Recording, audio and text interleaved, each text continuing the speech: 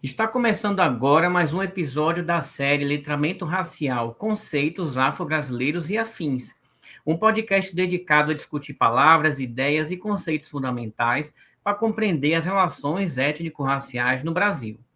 A partir de obras de referência, experiências cotidianas e debates contemporâneos, essa série propõe uma escuta crítica sobre linguagem, história, cultura e poder, contribuindo para a educação antirracista, combate a preconceitos e fortalecimento do pensamento crítico. Esse podcast é uma realização do Soteroprosa, o portal independente de textos críticos mais antigo de Salvador.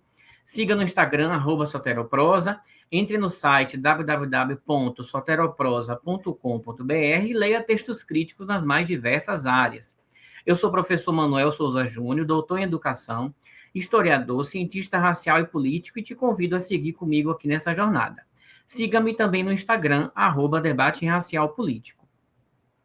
Semanalmente teremos novos episódios com convidados especialistas em temáticas raciais e áreas afins. Essa série foi inspirada nos volumes 1 e volume 2 do Dicionário Racial, Termos Afro-Brasileiros e Afins, publicados em 2024 e 2025.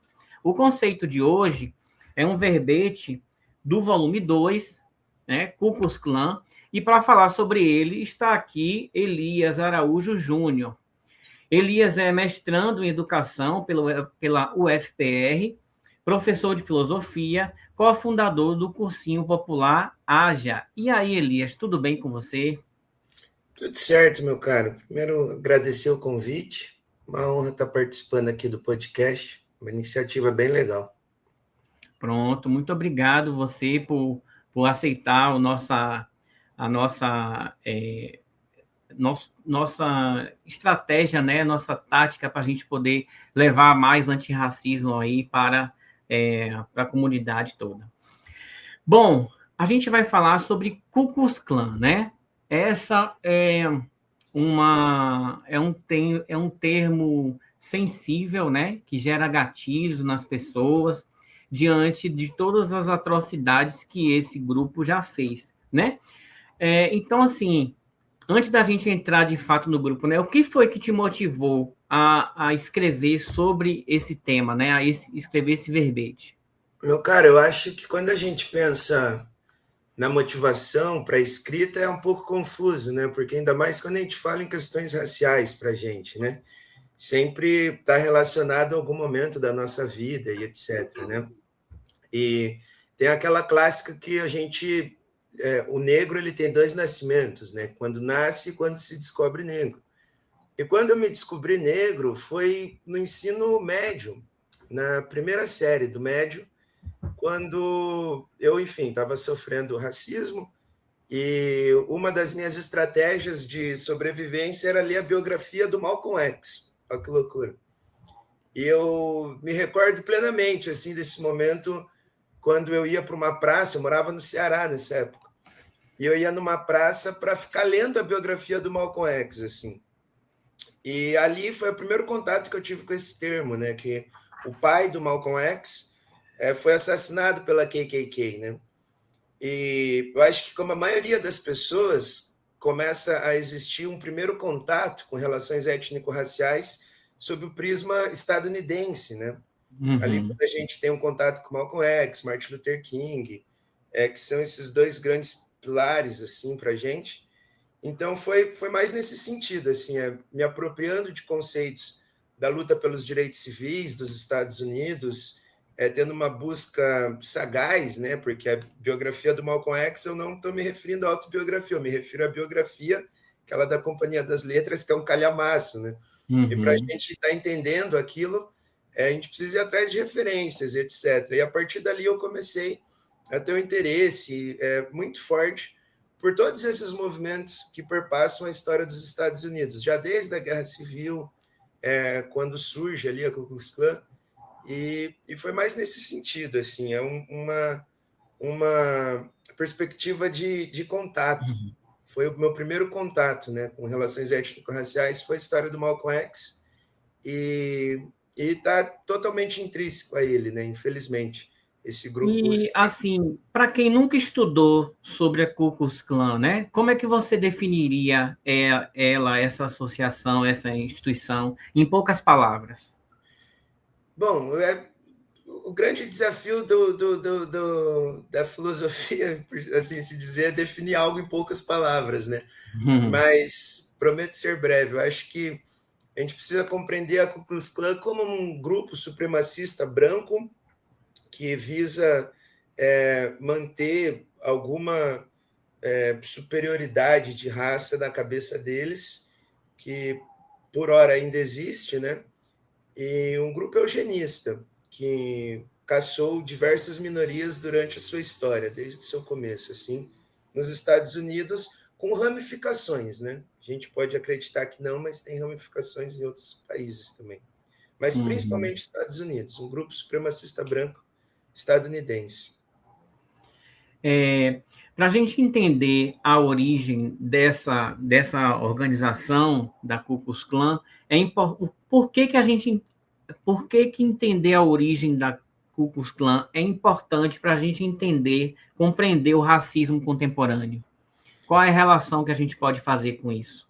Sabe que essa pergunta ela é curiosa, né? Porque para compreender o racismo contemporâneo, por óbvio, a gente tem que ir para a história, mas ao mesmo tempo ele está aí, né? Então, compreender o racismo contemporâneo nada mais é do que analisar a realidade.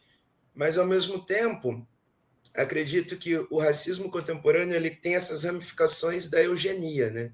Se a gente pega, por exemplo, o caso brasileiro, todo esse projeto da miscigenação, ele também bebe da função da KKK, né?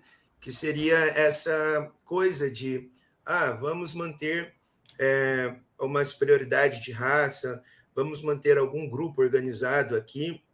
E nos Estados Unidos isso é mais curioso, porque nos Estados Unidos grupos de ódio são legalizados, né?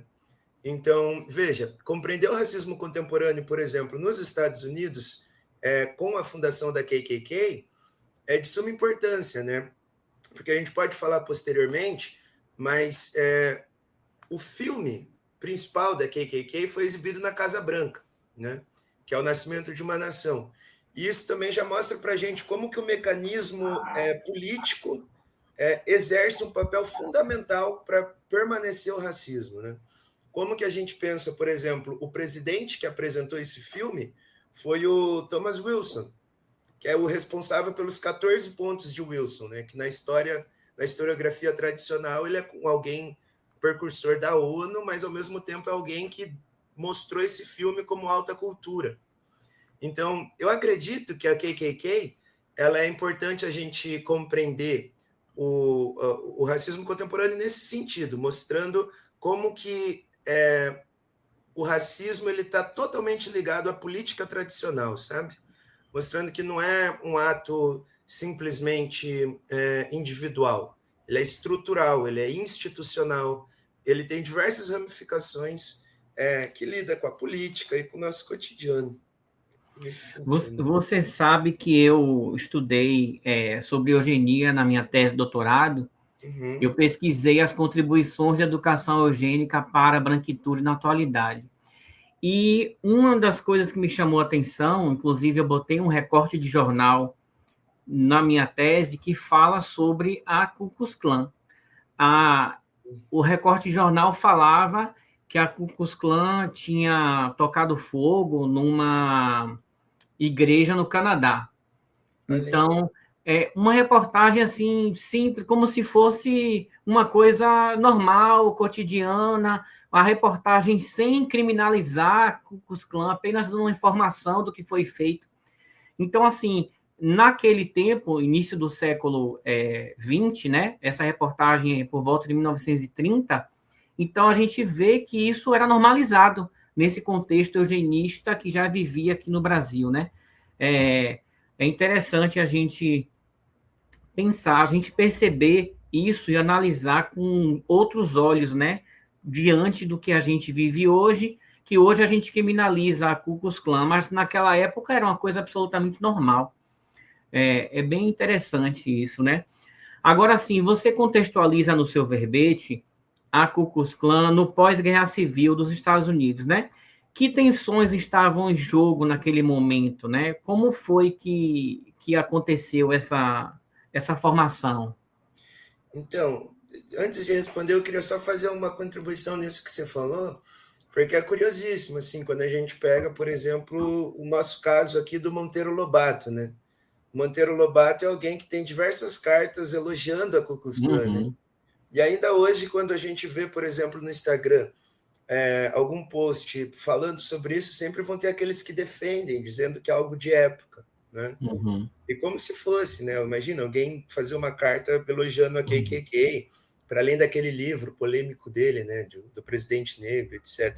Então, mostra como que essas coisas eram totalmente normalizadas, né? Então, falar disso hoje em dia é sempre uma grande oportunidade nesse sentido, porque é um erro acreditar que todo mundo criminaliza, né? Hoje em dia, a gente tem, por exemplo, um ex-grande mago da KKK, o David Duke, elogiando figuras como Trump, o Bolsonaro, falando sobre a importância do voto branco nesses personagens, né? Então, é algo que está aí.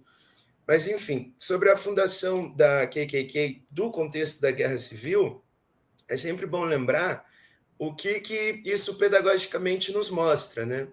Era um país dividido, e sempre quando a gente vai falar sobre essa divisão da Guerra Civil, temos que ter um grande cuidado em não achar que o norte era, entre várias aspas, bonzinho, né? O norte também Uhum. era cruel com as pessoas negras. A gente está aqui falando de uma questão de modelo econômico, não é? Onde a escravização já não fazia mais sentido para o norte industrial.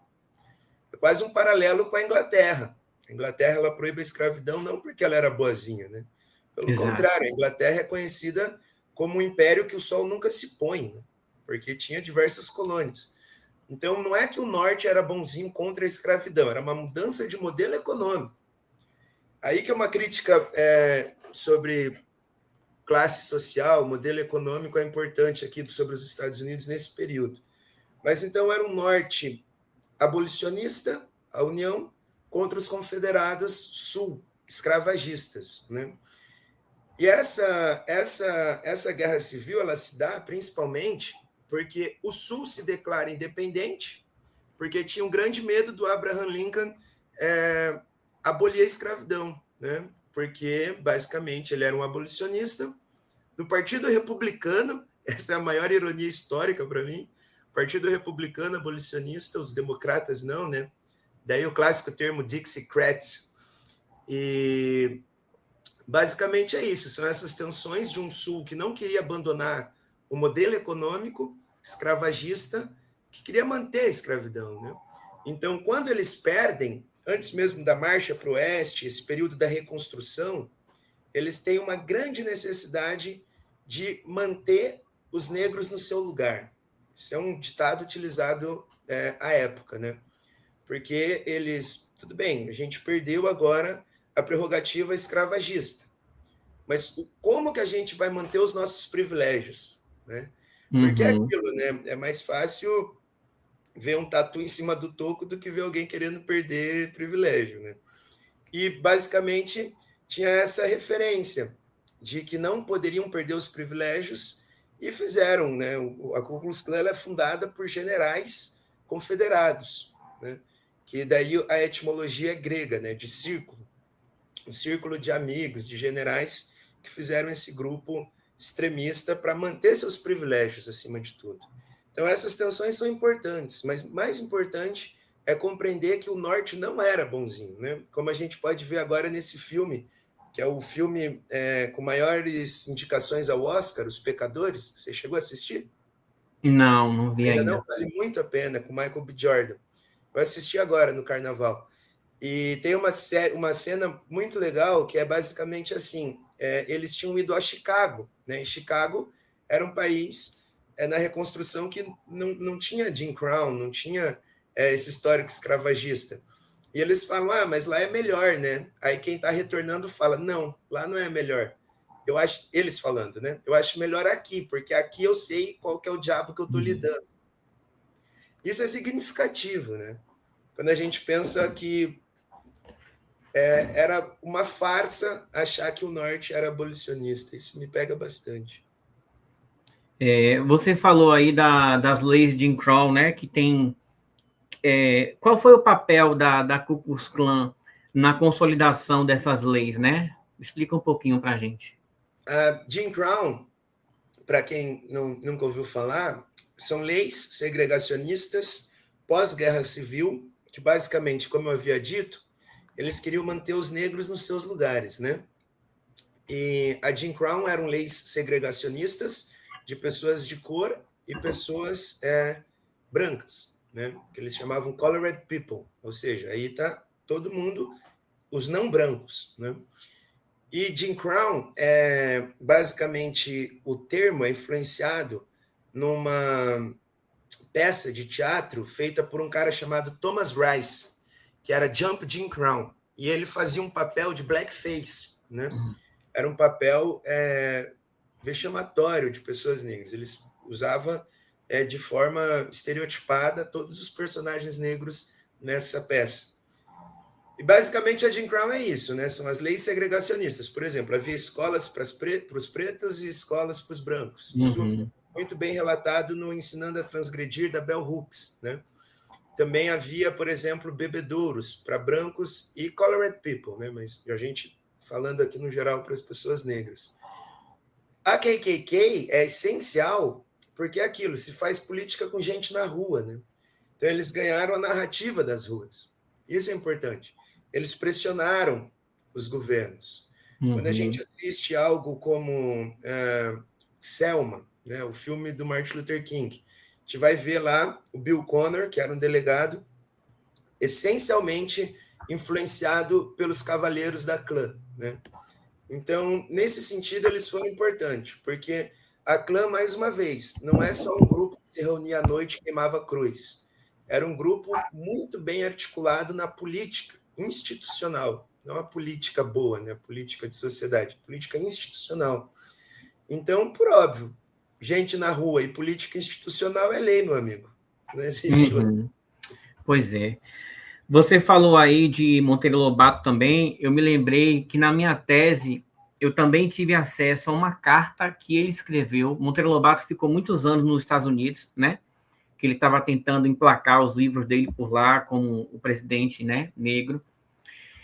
E aí ele trocava cartas com os amigos dele aqui no Brasil, né? E aí eu tive acesso a uma carta que ele trocou com um amigo dele, onde ele dizia que era uma pena que no Brasil não tinha uma Ku Klux Klan, né? Ele usa esse termo, né?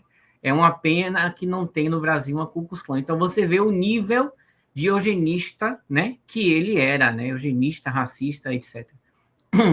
Então isso é muito gritante, né? Na sociedade. De vez em quando eu faço um post criticando ele e tal, e como você falou, um monte de gente vem defender ele, que não sei o quê. Mas a gente tem que ter em mente que as coisas mudam, né? Que é necessário fazer essa releitura, né? Enfim. Agora, voltando para a clã, me diz o seguinte: como você acha que o racismo deixou de ser apenas uma violência de grupos e passou a ser uma política de Estado nos Estados Unidos, né? E como você acha que isso reverberou aqui de alguma forma, né? Inclusive, é importante dizer também que a clã, ela teve alvos judeus, católicos, imigrantes também, não só pessoas pretas, né? Exato. De trás para frente, é interessante a gente dizer isso porque ela tem fases, né? A primeira fase seria essa primeira que tu coloca, numa violência de grupo. Muito localizada no contexto de guerra civil. Uma segunda fase da clã é essa, que é a caça a toda a minoria.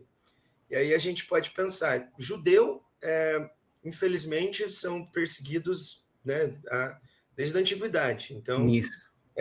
mas os católicos é curioso, né? E por que católico? Porque os Estados Unidos é um país que se diz protestante, né? Então a KKK ela tem essa coisa de ser bom, não à toa, né? Colônia da Inglaterra. A Inglaterra perseguiu católicos, né?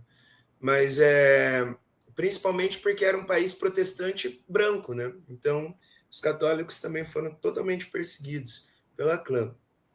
Mas eu tenho grande dificuldade, meu cara, em tentar entender essas afirmações, e aqui eu não sei se você me acompanha também, mas quando a gente pensa em violência de grupo e depois uma violência institucional, sabe?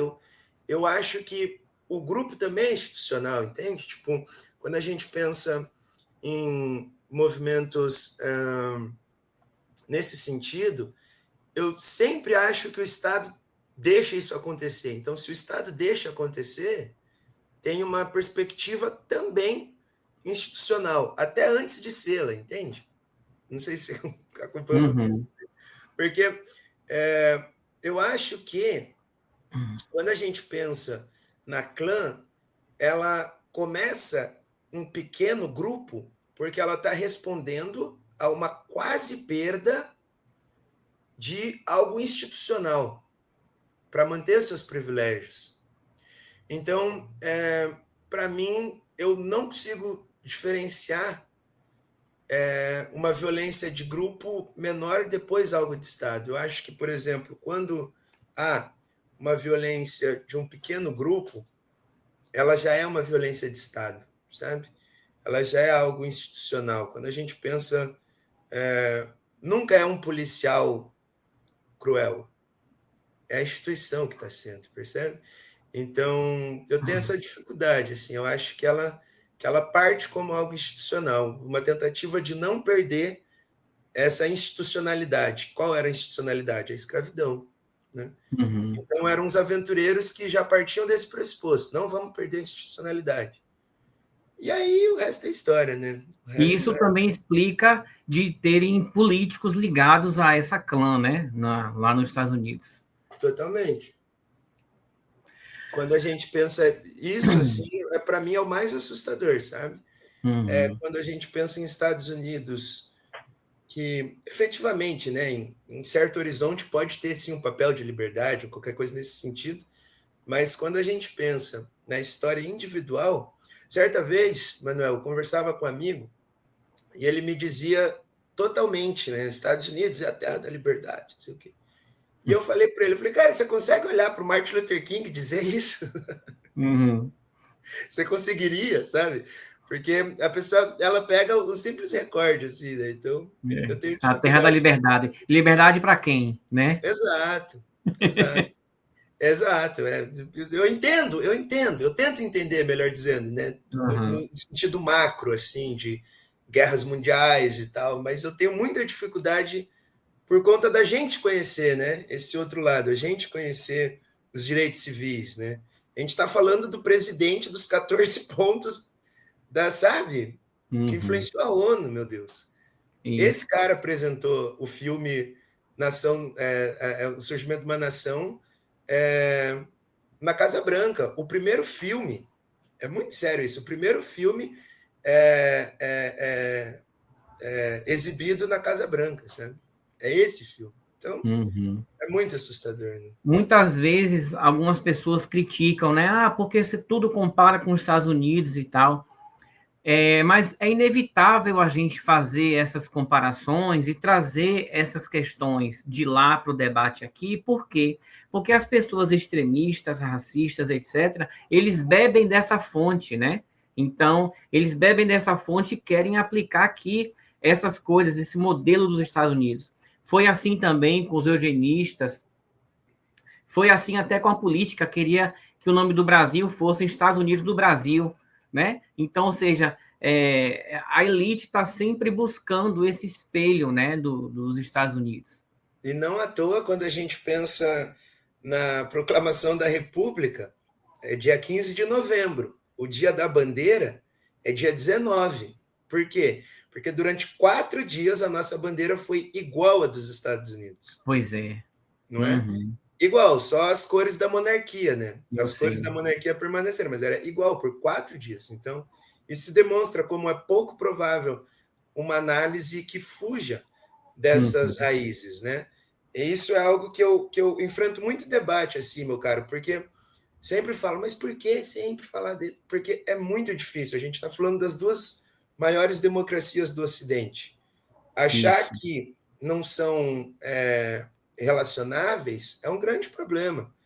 Hoje mesmo eu escutava um podcast pela manhã que o cara ele comentou bem assim, Estados Unidos foi o primeiro a reconhecer a nossa independência, mas também o primeiro a querer dividir a gente.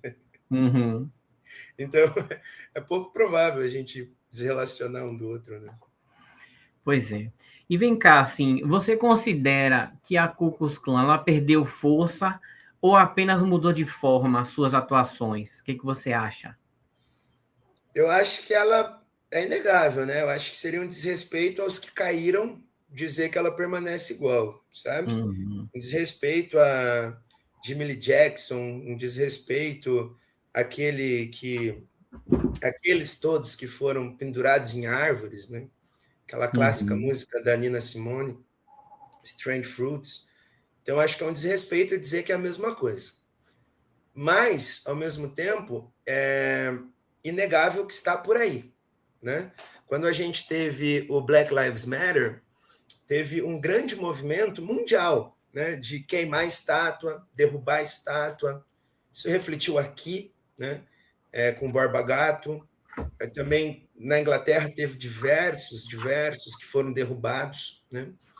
E nos Estados Unidos teve um evento muito interessante no Tennessee, que eles iam tirar um herói, né, aspas, herói confederado, e a clã apareceu. O David Duke apareceu, sabe? Então eles estão por aí. Agora, por óbvio, com medo, em certa medida, mas também não sei até que ponto, sabia, meu caro? Uhum. Porque, igual eu comentei uma hora, né? O David Duke, ele afirmou, o Trump, ele afirmou isso, tá? Eu não lembro em qual meio eu li, mas foi em algum jornal. Acho que é o País, uma entrevista dele. E o David Duke afirmou que o Trump jamais pode esquecer que ele foi eleito pelo voto branco. Olha o peso Uhum. disso, né? Então, eles estão por aí. Eles estão por aí. Não Eles à estão por toa. aí e eles acabam incentivando outras pessoas, outros grupos, como, por exemplo, teve aqui há poucos anos atrás uma influenciadora que ela estava gravando vídeos com similares ao Ku Klux Klan, aquelas roupas, aqueles chapéus. Então, eles servem de estímulo, né, de orientação para outros grupos em todos os lugares do mundo, infelizmente. Exato, exato.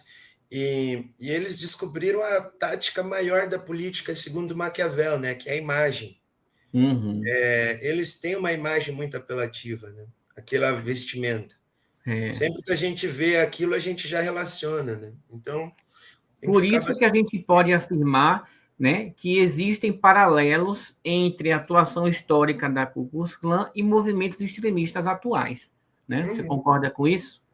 concordo plenamente. Eu acho que, mais uma vez, eles estão por aí e continuam influenciando, né? Conquistando, que nem o Gramsci dizia, mentes e corações, né?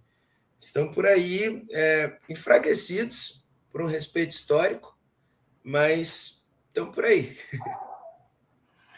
E por que que você acha que estudar a clã não é apenas estudar o passado? Por que que é importante isso? Como é que reverbera isso aqui para o caso do Brasil?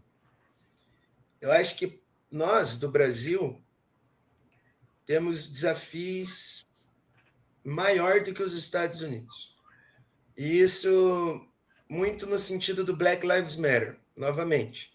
Diversas vezes a gente viu no Black Lives Matter a polícia se ajoelhando e falando: eu sou de vocês, estou com vocês.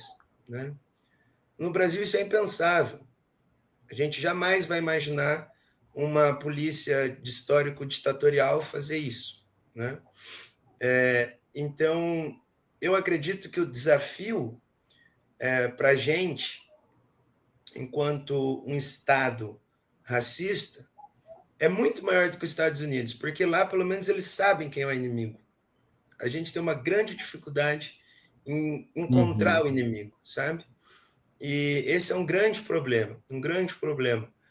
Então, eu nunca posso crer que estudar o passado não tem nada a ver com o nosso presente, sabe? É Uhum. aquela clássica, você como historiador sabe muito, né, do anjo da história do Walter Benjamin, né? A gente jamais pode achar que o progresso pode levar os nossos olhos sempre para frente, né? A gente tem que voltar e contar os corpos. contar os corpos faz com que a gente compreenda melhor a realidade. É uma verdade que Monteiro Lobato era um entusiasta da clã. Se isso é uma verdade, por que ele ainda é tão vendido, sabe? Exato. Então, esse é o grande ponto. Essa é a nossa Como dificuldade. pode, né? Como pode uma pessoa dessa ainda ser tão vendida nos dias de hoje?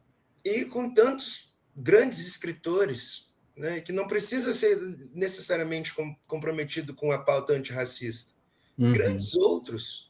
Como que ele é preferido, sabe? Então, esse é o grande desafio. A gente precisa captar o passado para tentar compreender melhor o presente, né? E assim você me diz o seguinte: quais as lições históricas, então, já falando disso aqui que você está dizendo agora, né? Que lições históricas essa trajetória deixa para a gente? Bom, eu acho que o primeiro momento é desconfiar de qualquer grupo que fala em tom de raça superior.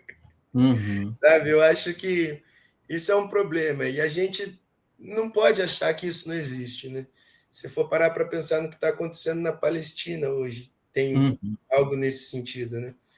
Então, o primeiro momento é, eu acredito ser, não confiar plenamente na política institucional, sabe? Eu acho que há um grande equívoco em acreditar que a política institucional sempre vai tender ao lado correto.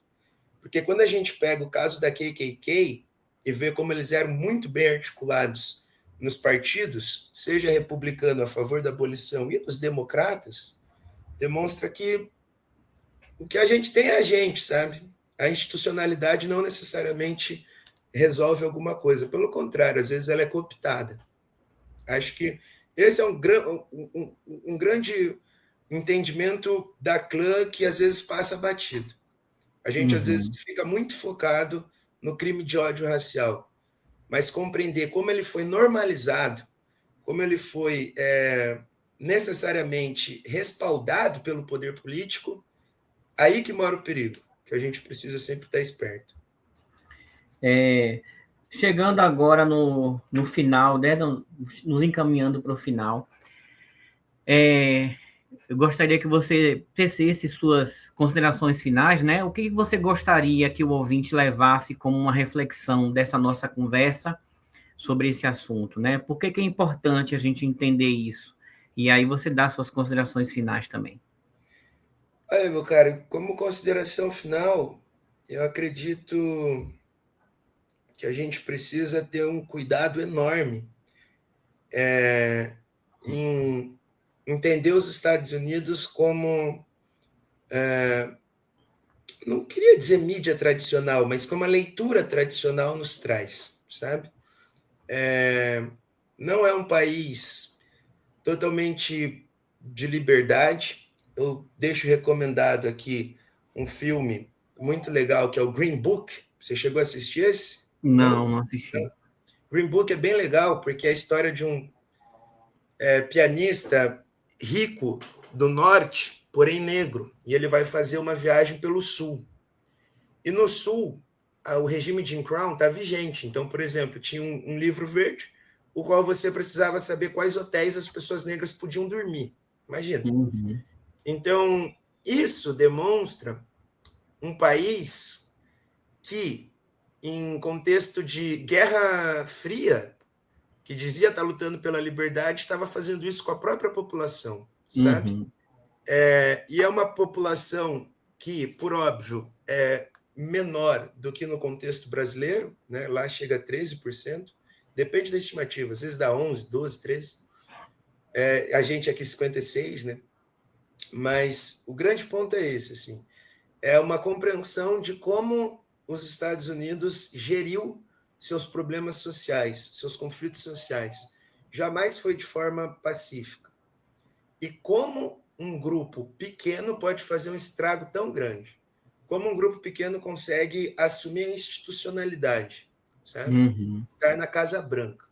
Eu acho que aqui são as grandes reflexões que a gente tem que pautar da KKK. Jamais como simplesmente alguém, um grupo que queimava a cruz. Claro que isso é importante entender, mas o por trás disso eu acho o mais viés ideológico, né, muito maior. Exato. Muito bom. Inclusive, eu quero lembrar o seguinte, que dois termos que a gente conversou aqui estão no dicionário volume 1, que são as leis de Jim Crow, que estão aqui, e o Black Lives Matter também está aqui. Então, são verbetes que estão aqui no dicionário, né? Então, a gente está aqui finalizando o verbete Ku Klux Klan, que faz parte do volume 2 do dicionário racial, né? Lançado agora em dezembro, último dezembro, então tá bem fresquinho aí, tá? Quero agradecer a presença aqui do nosso querido Elias, aqui nesse podcast, né? Trouxe aqui para a gente o seu conhecimento, a sua intelectualidade, isso é muito importante. Muito obrigado, Elias, pelas parcerias que a gente tem firmado aí e que venham novas. Então, muito obrigado por tudo. Até a próxima, pessoal. Tchau, tchau.